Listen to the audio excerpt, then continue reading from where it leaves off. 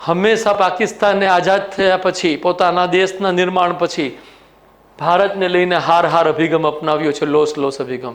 અને ગઈકાલે મુનીર સાહેબ બોલ્યા કે અમે ડૂબતા હશું તો પરમાણુ બોમ્બ ફોડશું તમારી ઉપર. એ હકીકતમાં એ લોકોએ એમ જ કર્યું છે કે પોતે જ્યાં જ્યાં હારતા હોય ત્યાં આપણે નુકસાન પહોંચાડવાની કોશિશ કરે.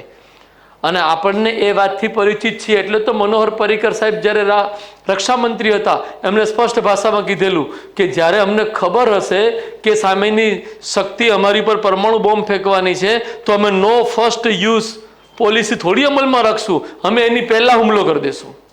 સીધી વાત છે ને મારા છોકરાઓ. તો મુનીરને એ ધ્યાનમાં રાખવું છે કે અમને તમારો અનુભવ છે, તમે 1947થી લોસ એપ્રોચ ઉપર ચાલો છો, તમે કાંઈ નવું નથી બોલ્યા. 75-77 વર્ષથી જેમ ચાલી રહ્યા છો ને, ફક્ત એ વાતને પુનઃ અભિવ્યક્તિ આપી છે. મુનીર પાકિસ્તાનનો સેનાપતિ.